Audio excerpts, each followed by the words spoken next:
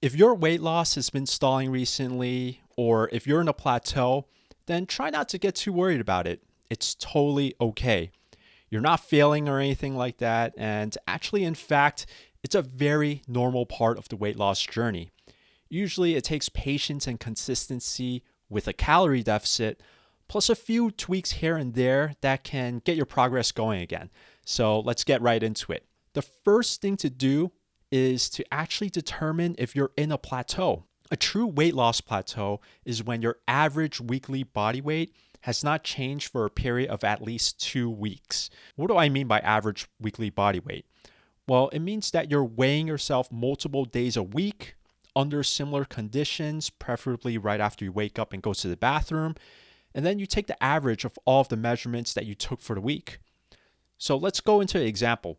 Let's say that you weighed yourself 4 mornings this week. Your body weight in pounds came out to 100, 103, 101, and 99. I'm picking these numbers because they're nice and round. I'm not assuming that you're a middle schooler or something. Maybe you are. Who knows? Now add all four of those measurements up, divide by 4, and you get an average of 100.8. Using this average weekly body weight method, it's going to smooth out all of the natural fluctuations that occur with your body weight on a day-to-day basis. And you're already seeing in my example that there's a 4-pound swing in body weight, with the lowest being 99 and the highest being 103. All right, so now let's say in the next week you weight yourself 5 times. Your measurements are 99, 100, 100 again, 101, and 99. The average of those 5 measurements is 99.8 pounds. Compare that to last week's 100.8, and you've actually made progress by losing 1 pound. What if you had only weighed yourself once each week and you got 100 pounds on the scale each time you measure yourself? Then it's going to seem like you didn't make any progress at all. If you recall from all the numbers that I stated for those 2 weeks, 100 popped up numerous times. If you just weigh yourself during those times when you were 100 pounds, then it's going to seem like you're in a weight loss plateau. So before making any drastic changes to your diet, or before freaking out about how nothing is working at all, make sure that your data is reliable by measuring your body weight multiple times a week and taking the average of it.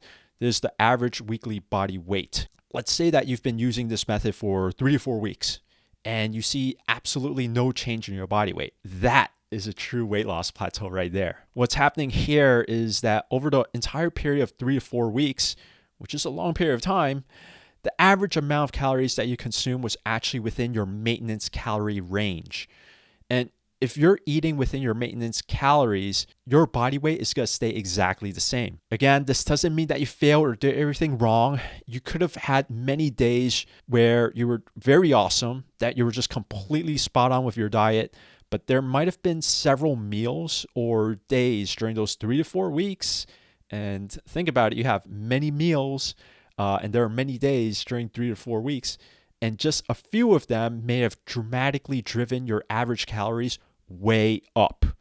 So the times when you were off diet, or you weren't mindful of your portions, or you weren't tracking, those times, those instances can definitely skew your calorie average upwards by a very large amount. All of that being said, the next thing to do is to pay attention to when you do go off track. Typically, people stray off their good eating habits during the weekends, late nights, periods of stress, periods where they have lots of social obligations, holidays and vacations, all of the above.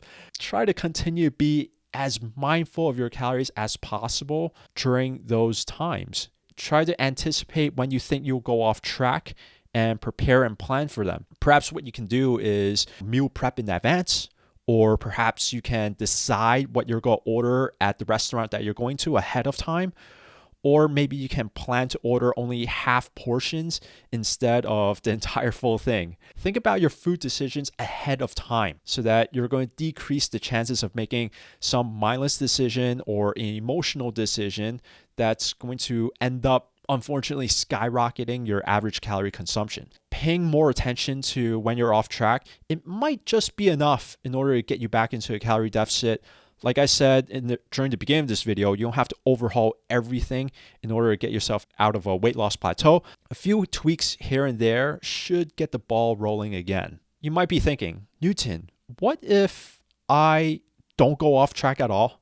What if I am really good with my calories, I'm good on the weekends, but I am still in a weight loss plateau? The scale's not moving. Then the next thing to do is to decrease your calories by a small amount, between 50 and 100 calories. Often 100 calories works pretty well, and see how that works for the upcoming week. And if nothing happens at this level, then consider dropping your calories by another 50 to 100. Small drops are the way to go. What we want is the lowest drop possible that's going to get you results. People have the temptation to decrease their calories by a lot when they don't see the scale move. I want you to resist the temptation to tank your calories. That's going to be completely unsustainable in the long run, and it's going to definitely backfire on you. Trying to eat 1,000 less calories every day for a week, yeah, it's going to result in a lower scale weight initially, but that's inevitably just going to lead to a lot of epic binges that's going to leave you worse off. So trust me, you do not want to go down that path. If you don't like the idea of decreasing your calories any further, then add in more physical activity. For example, you can add in an extra 10 to 20 minutes of cardio at the end of your workouts to burn extra calories. If that amount of activity doesn't cause your average weekly body weight to move, then similar to how you do drops in your calories, you want to increase your activity level by a little bit more. Add in a little bit more cardio, around 5 to 10 minutes each session, and see if that's going to do the trick. Make sure that you're tracking these differences so you know how you're going to progress. Again, small changes are definitely the way to go. If you do too much all at once, then how are you going to progress in the future, right?